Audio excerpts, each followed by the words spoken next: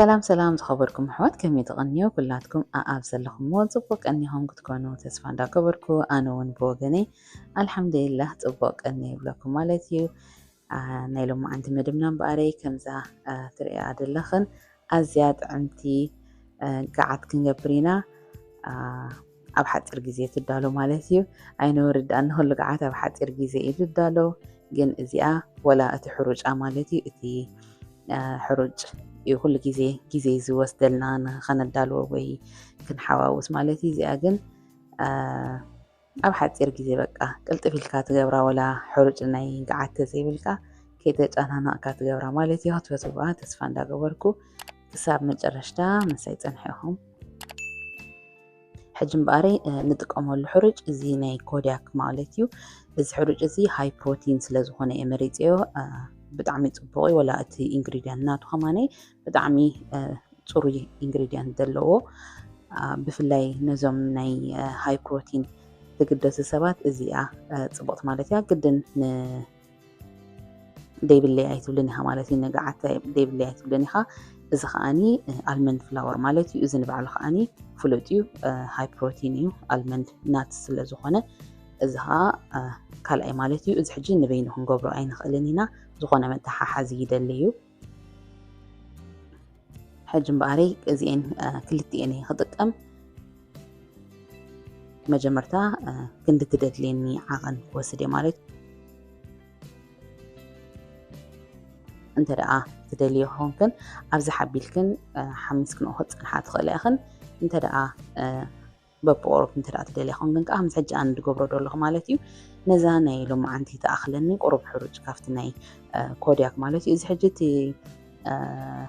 ሚእቲ ካብ ሚእቲ ናይ ስርናይ እዩ እቲ ቀንዲ ናቱ ሕሩጭ ናቱ ሚእቲ ካብ ሚእቲ ስርናይ ማለት እዩ። ካልእ ከዓኒ ኣለዎ ኣለክን ብድሕሪት ወላ ኣብ ኢንተርነት ኣቲኽን እውን ሰርች ጌርክን ናቱ ኢንግሪድየንት ክትሪኦ ትኽእል ኢኽን እንታይ እንታይን ከም ዘለዎ ማለት እዩ። ሕጂ እምበኣረይ ካብኡ ምስ ወሰድኩ ካብዚ ከዓ ሓንቲ ማንካ ከዓኒ እዚ ኣልመንድ ፍላወር ገይረሉ ኣለኹ። እዚ ሕጂ ብሓንሳብ ክልቲኡ ክንሕምሶ ኢና ማለት እዩ። እዚኣን ሕጂ ሓዊ ኣትሕቲ ኣቢልና ማለት እዩ። እቲ ኣልመንድ ብዙሕ ሓዊ ኣይፃወርን እዩ፣ ቀልጢፉ ስለዝሓርር ክንጥንቀቕ ኣለና። ኣህድእ ኣቢልና ሓውና ክንገብሮ ኢና ማለት እዩ። ከምዚ እንዳረኣና ካብኡ ከይረሓቕና ማለት እዩ። እዚአን ከዓ ውሕዳት ስለዝኾና ኣብ ጥቕኡ ኮይንና ማለት እዩ። ሕጂ እቲ ኣልመንድ እንተ ደኣ ደሊኽን እውን ክትገድፍኦ ትኽእል ኢኽን ሞር ሃይ ፕሮቲን ንክኸውን ኢለ ዝሓሰብኩ እያ እዚኣ። ብዙሕ ሰብ ብዛዕባ ፕሮቲን ገለ ሕጂ እዋኑ ስለዝኾነ ብዙሕ ሰብ እዩ ብዛዕባኡ ዝዛረብ ዘሎ። ሕጂ እዚኣ ትጠቅም እያ ማለት ናህና ናይ ባህላዊ መግብና ኮይኑ ግን ፕሮቲኑ ሃይ ድኾነ ማለት እዩ። ሕጂ እምበኣር ከምቲ ዝበልኩኹን ኢድና ከይፈለና ክሳብ ሙቕ ድብል ማለት እዩ። ከምቲ ኩሉ ግዜ ንገብሮ ኩሉ ሰብ ፈልጦ እዩ። ገዓት ከመይ ጌርካ ይግበር ጥራሕ ነቲ ኣይድያ ደምፅኽዋ ነቲ ሕሩጭ ቀንዲ ማለት እዩ። ቀስ ገይረ ምስ ሓሙስኮ ማለት እዩ ክሳብ ዝመወቕ ሕጂ ኣጥፍአ ኣለኹ። ሕጂ እዚ ከምቲ ድበልኩኹን ክንጥንቀቕ ኣለና ከይሓረና። ሕጂ እምበኣረይ ኣብ ካልእ ከዓኒ ዕሙቕ ድበለ ድስቲ ማለት እዩ መግዓቲ ድኾነኒ መጀመርታ ማይ ክገብረ ክንዲ ዓቐና ማለት እዩ። ክንዲ ደድልየኒ ጨው ገይረሉ መይሲ ከዓኒ ጠስሚ ገይረሉ ኣለኹ ማለት እዩ። ሕጂ ኣብዚ ከዓኒ እቲ ሕሩጭ ክገብር ጀሚረ ማለት እዩ።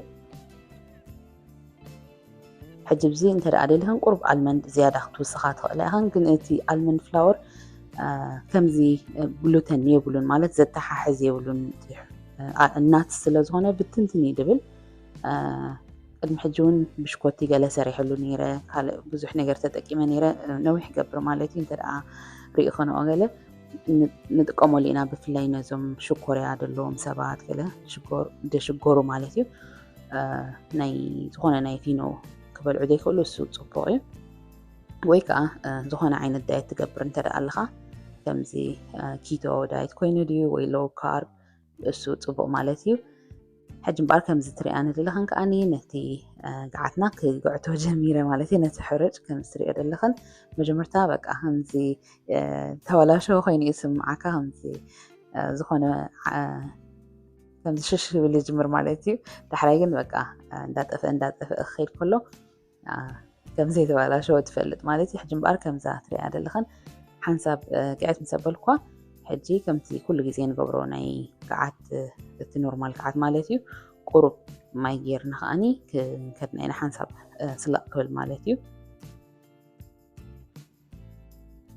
إذا حجي أنت رأى ناي كودياك ناي بانكيك فلاور مالتي السو أب كاسكو ترخبو تخليهن عبيد بلد باكو هنا بحنساب سلسة أوشت أهي مدز مالتي أب كال دكاناتون ببحانتي كلاخ ترخبات تخليهن كت أب بوتو مالتي قد قزعت دليخن حجم بارين إذا أب تماي مس سلا مس بلا مالتي ندغنا كمزي أجيره قاعدها أي بتعمي لمزمت إيد بل بتعمي إيد جرمكا نهت ألمند إتينالو دلنا بقى السخمان أي فلاتنيو كمز بالكون ناي ديمت حاز عينة سلزلو مالتي أو مسأتو جنب بتعمي حوس وسيلو أزي تصبغ إيد خون حجم باري قاعدنا مس ودعنا مالتي أفتن قربلو أو تقسمي جيرن عها أمزي أجير أخذ الودي أبا خلا أبدا دست خلا أخ ببابي لمالتيو حجز دستي أنا تتكلم له سيراميكس لزهوني إذا حق زين درلو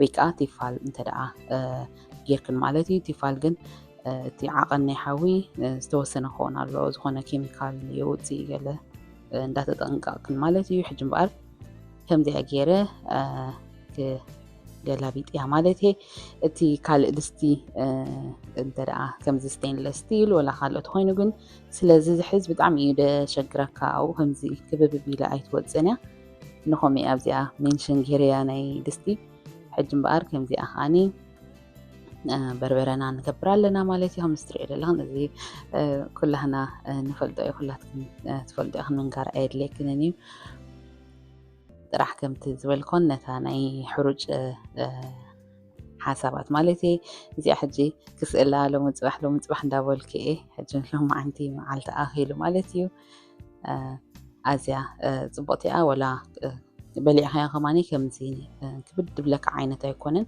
بروتين سلازخونه خمس دبلك ندلهو هاي بروتين سلازخونه ننوح ساعات يبكى زخل عينة مالتي حجي بتعمي صبوتيا مالت ولا طعمو خماني بتعمي طعم كنغركنا يكلني كافتي خالق نغبرو خماني ازي بتعمي طعمي تخالق بزح عينታት حروج إخا تحوس ازي اجن حنتي مالتي بحلفيزو مسكابل حواتنا اب جازا بعلم كم زخ غبرو قليم قليل سلازخونه كي تشغاغرو مالتي كم زي اخاني هم زاتري ادلخن أزياد صبغتي قاعد كوينة على هم تطريقة أدلخن شهناون بزيا تدللو كم زنباري نيلهم عند مدبي زي أنيرا فتي خنا دسي لكن كون تسفا قبر انت لا تقام هوي نور حلكنوها شير بلو أخن نفتو تخنا بحواتكن شير لايك هاي ترسع أخن قوم لما channel نهتعب مالتي بار كساب خالد فيديو دم لسكن بار نخلقتكن أبزل لخن أساسا